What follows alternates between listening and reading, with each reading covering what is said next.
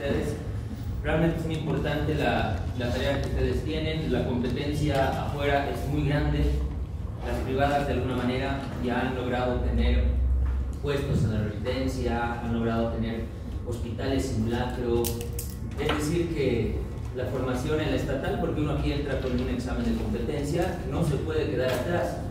Entonces, con más razón, el docente tiene que darles pues actualizaciones que no solamente se resumen en un libro. Ustedes, obviamente, los basamos en el Guyton.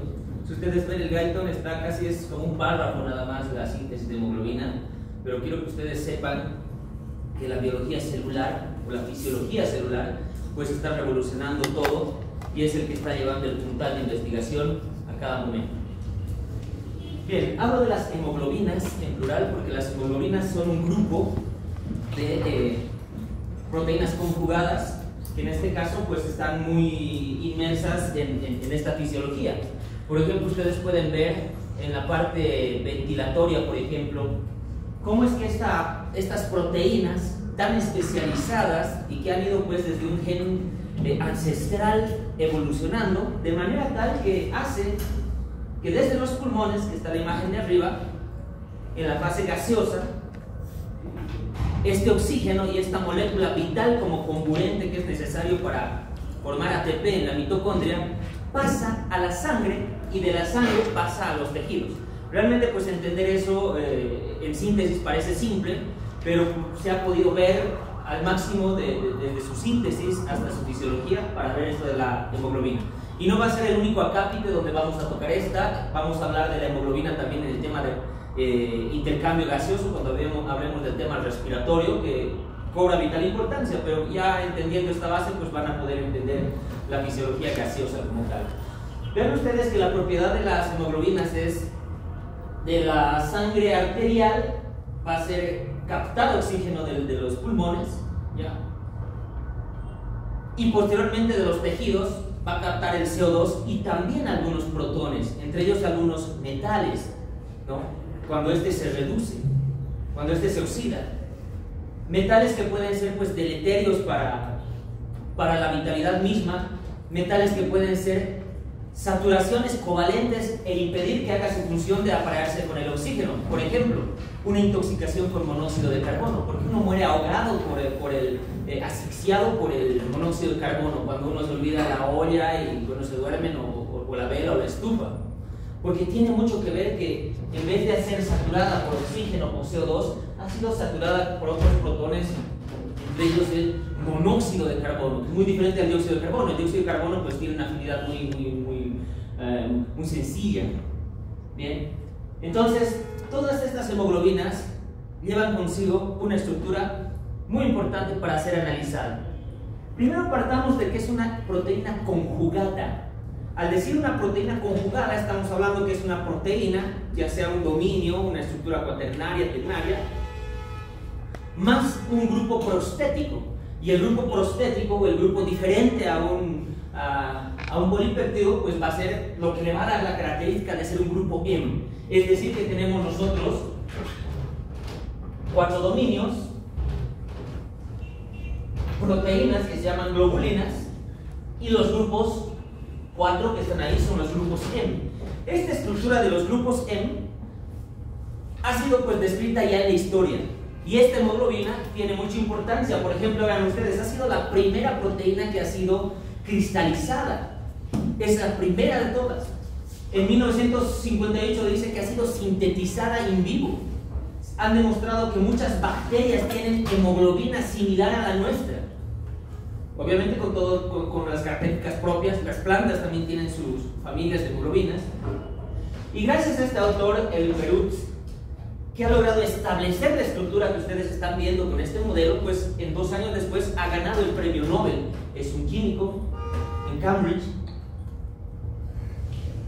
Se ha logrado ver que las mutaciones de solo un aminoácido, vean esto, desde los 141 a 146, solamente un aminoácido que varíe en su transcripción o una mutación puede originar una enfermedad. En este caso, la anemia falciforme o hemoglobina S, que vamos a ir viendo pues cuando vayamos desglosando el tema. Y miren ustedes que tiene una evolución vital normal en nosotros. Hemos tenido una hemoglobina fetal que en el transcurso del tiempo, después de la vida perinatal, ha evolucionado una hemoglobina adulta. Y esa hemoglobina adulta, la principal es la hemoglobina A1. Y ven ustedes que varias especies de bacterias e invertebrados, estamos hablando de invertebrados, o sea que animales inferiores, poseen también hemoglobina. Y esta hemoglobina ha sido pues una secuencia de estudios y existe una teoría de un gen ancestral. Y este gen ancestral es el que está incluso pues en bacterias, en invertebrados, en algas, en musgos, están en algunos parásitos, en plantas, hace que esta hemoglobina sea especializada para cada especie. Cuando hablamos de la síntesis tenemos que irnos al núcleo. En el núcleo, tal vez son términos nuevos para ustedes, van a poder encontrar la gran maquinaria nuclear. La gran maquinaria nuclear, que es la que inicia la síntesis y la replicación de las proteínas. Ahora, ¿cómo se hacen estas proteínas? ¿Cómo se hace la hemoglobina? En dos partes. Vamos a hablar del grupo globina, de la proteína, y del grupo M por separado. En este caso, el grupo globina, ustedes pueden ver que tiene ciertas cadenas, alfa, beta, delta, gamma, epsilon, algunos tienen la cita. Esa cita la vamos a ver también, pero es necesario que la sepan, eso no nombra el gaito, por ejemplo. Y este tipo de cadenas tienen ciertas particularidades para hacer a una hemoglobina pues, especializada para cada especie. Tiene mucho que ver con el tema que ustedes ya han llevado, que es la eritropoiesis. La eritropoiesis va de la mano con la síntesis de esta hemoglobina, pero partiendo de los cromosomas. ¿Dónde se encuentran los genes? ¿Dónde se encuentran los genes que van a ser precursores para la formación de estas cadenas de hemoglobina? Estas van a iniciar ya su síntesis genética. No estoy en su transcripción genética. Tal vez no llegue a ser hemoglobina todavía, porque ustedes saben que la hemoglobina todavía está en uno de los eritroblastos, cuando ya se puede ver en el microscopio. Pero ya la síntesis genética, es decir, la transcripción genética, ya empieza de la unidad formadora de colonias de eritrocitos. Y es ahí cuando estas células progenitoras, activan los genes. Por ejemplo, para el grupo, ¿no? La cadena B y la cadena alfa, la cadena beta, la cadena alfa, con diferentes colores.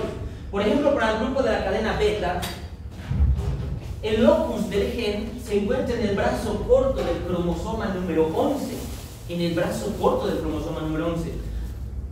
A diferencia de la cadena alfa, que se va a encontrar también en los brazos cortos, en su locus ubicado en el brazo corto, pero del cromosoma 16.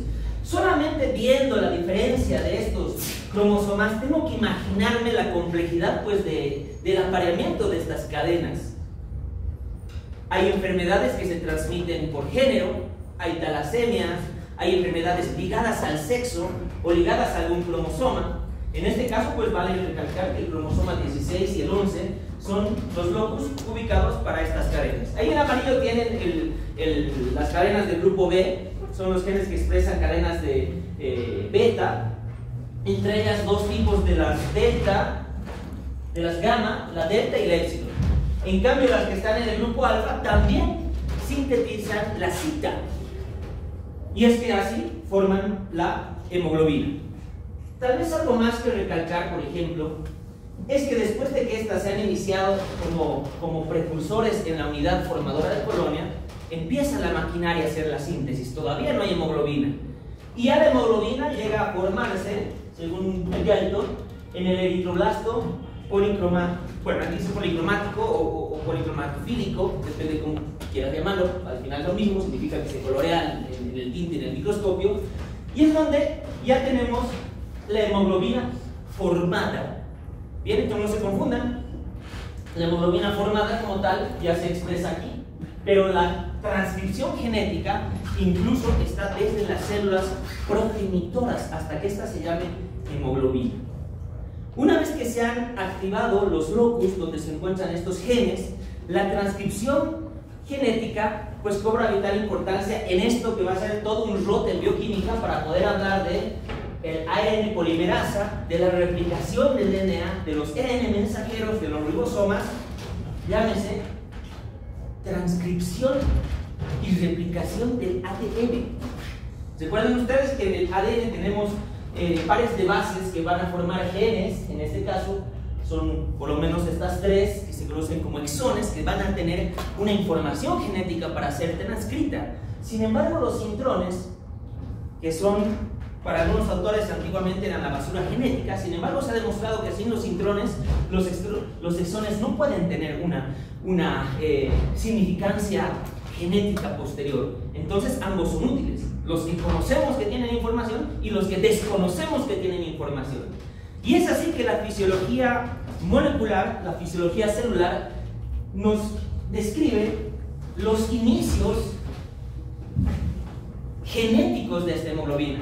Por ejemplo, la región promotora, es decir, la región que va a iniciar y va a informar al ARN mensajero y le va a decir, bueno, tienes que empezar a replicar la hemoglobina, está en nuestro material genético. Y ese material genético está compuesto por al menos 100 pares de bases, que es la región promotora.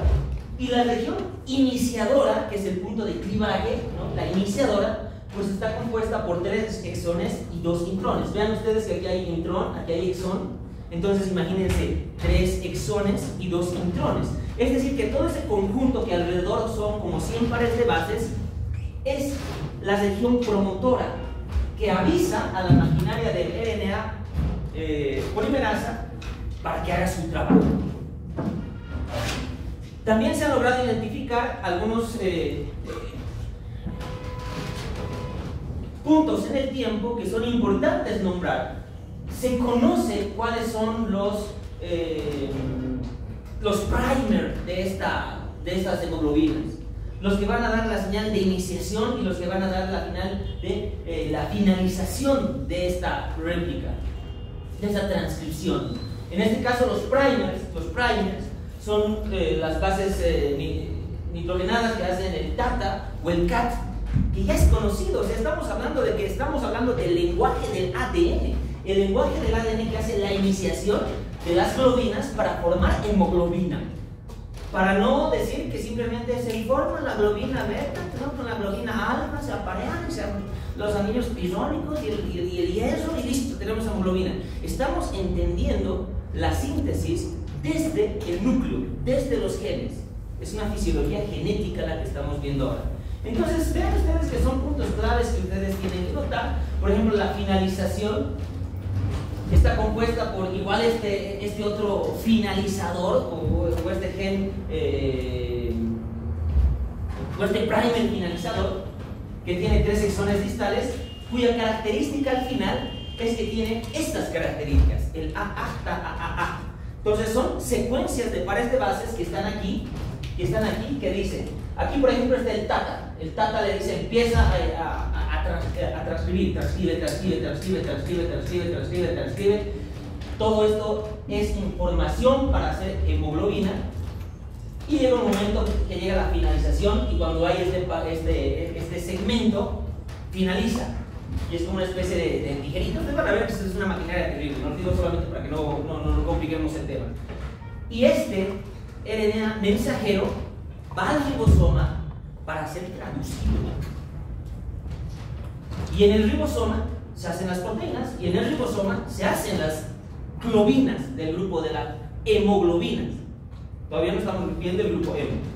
Para que así en el electroblasto policromático, que ustedes saben, tengamos las primeras señales de síntesis de hemoglobina. Entonces todo este gráfico que ustedes pueden ver tiene pues detrás una connotación teórica muy importante. Por ejemplo, esta. ¿Qué cosas más acontecen en esta? Puede que durante este evento que es la transcripción, existan errores. Y es que sí hay errores. Los errores genéticos se traducen en malformaciones, los errores genéticos se traducen en enfermedad, los errores genéticos se traducen en cáncer. Pero muchas de esta maquinaria tienen ARNs específicamente para eliminar esos genes que se encuentran dañados. Pero la naturaleza y la transcripción no siempre es perfecta y ciertas patologías están ligadas a una mutación puntual. ¿Qué es la mutación puntual que nos habla Gallton? La mutación puntual es pues cuando solamente un aminoácido es reemplazado por otro aminoácido de los 146 o 141 dependiendo de la cadena. Y esa cadena pues ya se enferma.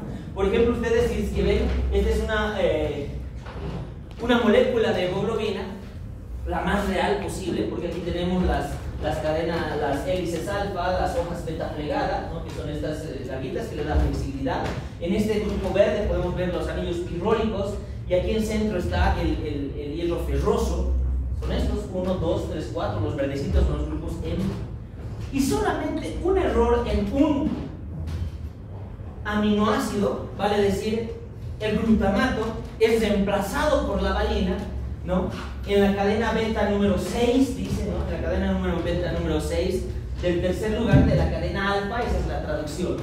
En el aminoácido 6, que ocupa el tercer lugar de la hélice alfa de la cadena beta plegada, que es una de estas ranitas. Solamente el error de un aminoácido en una de estas hace que esta hemoglobina ya sea una hemoglobina frágil, una hemoglobina enferma. Y esta hemoglobina enferma, que se llama hemoglobina S, hace que los eritrocitos se cristalicen cuando hay cambio de pH, cuando hay cambio de presiones de oxígeno en condiciones de hipoxia, y se vuelven deformes, se vuelven drepanocitos, se vuelven en forma de hoz, y al volverse en forma de hoz pierden la turgencia en las membranas. Estas pueden ser estancadas en los pequeños capilares porque crecen de tamaño. Recuerden que un eritrocito está entre 7.5 microgramos, esta crece en el doble. Estamos hablando que son aproximadamente 15 micras, así de largos, son unos eritrocitos enfermos. Y hace pues que estos eritrocitos no tengan los 120 días de vida que eventualmente tienen estos, y se lisen. Y al lisarse, al morir estos eritrocitos, pues hacen la anemia de tipo falciforme. Y esto se da generalmente en las razas afroamericanas. Por ejemplo, hay muchas razas africanas, afroamericanas o afrodescendientes que tienen un gen que está alterado, y ese gen hace que el glutamato se cambie por valina. Ellos están bien en su medio, están viviendo, imagínense ustedes, en Tocaña, ¿no? a una altura no como la ciudad de La Paz o del Alto, todos tranquilos. El momento que van a La Paz, a la cumbre, por ejemplo, cuando ya sienten el déficit de presión barométrica de oxígeno, se activan estos, se cristaliza la hemoglobina, de un glóbulo rojo normal cambia a drepanocitos, y los drepanocitos empiezan a alisarse. Yo me pongo ictérico porque estoy liberando la hemoglobina y he desarrollado una hemoglobina falciforme, solamente por una mutación puntual de un aminoácido que se reemplazó a otro aminoácido. ¿Saben que un aminoácido puede cambiar la historia natural de cualquier sujeto, cualquier elemento? Ahora estamos hablando solamente de la hemoglobina. ¿Bien? Ahora, cuando hablamos de la expresión genética, tenemos también que entender cuáles son las características y cómo es que funciona esto. Esto han visto con Wilder. ¿Cómo es que saben cuánto tiempo va a durar o cuánto tiempo tienen que permanecer en la médula? ¿Cómo es que el momento el reticulocito de egresar por diapéresis de la médula hacia el torrente circulatorio, el eritrocito tiene la vida programada? Tiene una vida programada de 100 días más o menos. O sea, parece magia, ¿no? O sea, yo vivo 120 días, es como que todos nosotros estamos programados. Imagínense que a los 90, llegamos a los 90 y todos fenecemos. Entender eso ha sido estudios, y he tratado de sintetizarlos para que ustedes sepan eso. ¿Cómo es que el eritrocito tiene una vida programada de 120 días más o menos? ¿Quién le programa? Tiene un cronómetro dentro, ¿no? Para autodestrucción hacia los 120 días. ¿Cambiará algo en el eritrocito para que él sea seleccionado por el sistema macrofágico monocítico en el vaso o en el hígado y sean seleccionados para estos lisarse? Esto funciona así. Y realmente pues les voy a compartir unos datos de unos artículos no tan actuales, porque esta ciencia ya estaba dada, pero son artículos de 2016. Por ejemplo, estos. En esta línea del tiempo, recuerden que dentro de la médula, una glucoproteína muy importante era la eritropoyetina. Y esa eritropoyetina pues determinaba la eritropoiesis o la formación de eritrocitos maduros desde sus células precursoras. Bien, hasta ahí todo bien. Eso ya lo hemos visto con detalle en la clase con Wheeler. Sin embargo, cada uno de estos progenitores de las células rojas tienen en su superficie receptores que inducen la apoptosis. Estos receptores que están en sus membranas inducidos por la apoptosis se los ha logrado clasificar y pertenece a la familia de los FAS y de los FAS, por sus abreviaturas en inglés.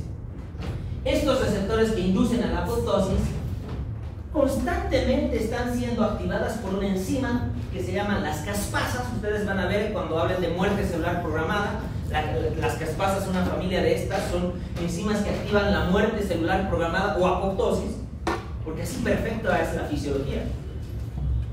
Yo tengo caspasas en todo mi cuerpo. Yo me someto a los rayos X muy frecuentemente.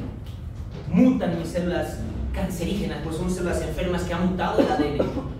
Y mis caspasas dicen, esta célula ha mutado, no puedo comprometer a todo el organismo. ¿Qué hago? Caspasas se activan, apoptosis, esta célula muere. Si así funcionara la sociedad, seríamos un mundo en equilibrio. Es decir, yo siento que me estoy trastornando mentalmente, tengo instintos, no sé, bereacos, instintos de daño o criminal. Listo, apoptosis y desaparezco del planeta y no perjudico al resto. Eso hace la naturaleza. Y estas caspasas están en constante equilibrio y esas son las que tienen estas. Entonces, estas caspasas no las hacen, ¿qué les digo? No hacen que estas tengan apoptosis. También hacen que vayan en su ciclo celular, pero las detienen en su etapa madura. Las detienen en su etapa madura. Y al detenerlas en su etapa madura, gracias a la eritropoyetina, antes de salir de la médula, tienen este ciclo las células precursoras. Cuando existe un déficit de eritropoyetina, es decir, cuando salen porque no tienen tanta eritropoyetina como en la médula, o cuando existe un cierto tipo de activación de estos receptores, estos van a hacer que en el núcleo se sintetice una proteína reguladora. Y esta proteína reguladora, conocida como GATA1, simplemente por sus bases nitrogenadas, la GATA1, detiene la maduración, es decir, que lo congela, y le dice vas a tener un tiempo de congelación en tu etapa madura antes de morirte. Y es como se detienen en la médula las reservas de los eritrocitos para cuando estos salen. Pero eso no es suficiente. Ustedes van a conocer que son las chaperonas. Esta proteína nuclear reguladora GATA1 sintetiza una chaperona. ¿Qué es una chaperona? Una proteína que modifica a otra proteína. Ya no estamos hablando ni de organelas. Estamos hablando de una proteína que modifica a otra proteína. Una proteína que controla a otra proteína. Y esto ha sido un premio Nobel en su tiempo, lo van a ver en bioquímica. Y esta chaperona, conocida como una proteína, siglas en inglés, ¿no? Como una proteína estabilizadora de la cadena A, hace que las cadenas A de las hemoglobinas se mantengan pues en buen estado, si vale el término, que no se precipiten. Porque estas cadenas cuando se empiezan a precipitar, es decir, todo esto es el citoplasma, cuando la hemoglobina que son ustedes se empiezan a precipitar, uno se duerme, uno se cuela en la pared, uno se cuela en la membrana, uno se cuela en el citoplasma, se forman los cuerpos de Ames. Y eso en el microscopio se traduce como un glóbulo rojo envejecido. Y cuando pase por el filtro de los macrófagos, ese eritrocito va a ser lisado, va a ser eliminado. Entonces dentro de la médula existe esto, hasta que se activan las proteínas que regulan la maduración. Y al regular la maduración, una vez que estas proteínas salen, estas dejan de cumplir lo que yo les he mostrado. Y tienen 120 días para que cumplan su ciclo. Y cuando llegan los 120 días, cuando todo esto empieza a decaer, tanto los receptores para su eritropoyetina, o se empiecen a activar estas caspasas, cada vez con menos señales, esta gata empieza a sintetizarse menos porque ya no tiene núcleo, incluso el eritrocito cuando ya sale, perdió su núcleo en una de las fases, ya no se detiene la maduración, es decir, que ya tiene el tiempo corriendo, esta proteína estabilizadora de esta chaperona ya no se sintetiza, va quedando cada vez menos, evitaba la precipitación. Entonces un eritrocito ya cuando está llegando a los 120 días, su hemoglobina en la cadena A se empieza a precipitar, se empieza a escindir, se empiezan a soldar sus enlaces, empiezan a malograr las paredes celulares, el citoplasma. Eso se conoce como cuerpos de Ames cuando ven en los eritrocitos, esas precipitaciones de hemoglobina. Es un eritrocito viejo, cambia el glucocálix incluso de su membrana, y cuando yo paso por el hígado, por el vaso, vienen y me lisan y me dicen, bueno, ya estás viejo y ya no nos sirves, te reciclamos. Eso es lo que pasa, y eso es lo que se ha conocido, y es lo que no te va a decir Galton, porque obviamente trata pues de sintetizar algunas cosas pues, al máximo. Y es así que cuando salimos, nosotros tenemos en 120 días los eritrocitos, inclusiones que dañan la membrana, y como les decía, es una lisis celular. Bien, entonces esa es la parte interesante. Por ejemplo, ustedes cuando ven la función de la hemoglobina, esta es ya una hemoglobina que está dentro del eritrocito, ya saben que esta hemoglobina en 120 días va a empezar a precipitarse por todo lo que hemos visto anteriormente, y eso le da la vida al eritrocito, programado para 120 días más o menos. ¿Qué proteína? GATA1. ¿Qué otra? Chaperona. ¿Se llamaba? ¿Qué se llamaba proteína? Estabilizadora de la cadena alfa. ¿Ves? Eso ya saben, eso ya saben. En eso se resume el por qué el eritrocito muere. Porque en fisiología tenemos que ir al porqué del porqué, ¿no? Por ejemplo, van a llegar ustedes a esto. ¿Por qué estornudas? Fisiología te explica eso. ¿Por qué bostezas? Fisiología te enseña eso. ¿Por qué no estudias bien? Fisiología te enseña eso. ¿Qué memorias puedes aprovechar para estudiar mejor, ¿no? Desde el punto de vista fisiológico? ¿Qué alimentos te ayudan a mejorar tu cerebro? Eso te explica la fisiología. Así como cuando vas al gimnasio y te pones tu calza, te compras un maletín deportivo, tu cintita, tus guantes, tu toalla. Lo mismo deberías hacer para estudiar. Así como vas con tu agua, te compras tus suplementos así para tus músculos. ¿Por qué no haces eso para tu músculo del cerebro? ¿Me entiendes? Cuando vas al gym, todo fit, agua fit, ¿no? Las cosas así. Y cuando estudias, alimentas bien a tu cerebro. Vamos a tener un curso de eso en marzo con la Sociedad Científica de Bioimagenología. Les voy a compartir el link para que puedan ir, ¿ya? Lo estamos pasando a otro lado. Bueno, esta hemoglobina, este oxígeno que se encuentra disuelto en el plasma, y este oxígeno, miren que el oxígeno se encuentra un 3% disuelto en el plasma y el 97% se encuentra dentro de los eritrocitos gracias a las hemoglobinas. Y eso es muy importante, acuérdense de este cuadro. Si el oxígeno estaría así suelto en el plasma, el 3%, no nos sirve de nada. ¿Por qué se queda en el eritrocito el 97%? Amén de la hemoglobina. Ahora, ¿cómo se une el hierro con el oxígeno? Tendrán manos, harán el enlace covalente, ¿no? Ellos tienen, como dice aquí, enlaces de coordinación del hierro, ¿no? Obviamente para los oxígenos. Y esto se explica así: aumenta la presión, se une oxígeno, la presión arterial de oxígeno, desciende la presión en los tejidos y libera el oxígeno. Esa es la función de la hemoglobina. Pero ahora la pregunta es ¿cómo? ¿No? ¿Cómo sucede eso? Que parece tan simple. Es como ustedes pensaban que van a venir estudiando, obviamente, que la hemoglobina era la globina, bla, bla, bla, pero quiero darles un poco de... Pues son estudiantes de la UNSA, les tengo que dar los conocimientos últimos, les tengo que dar los conocimientos que no van a tener en los libros que vayan a leer normales. El docente va a sintetizar, por lo menos, los artículos actuales. Ahora hablaremos del grupo hemo.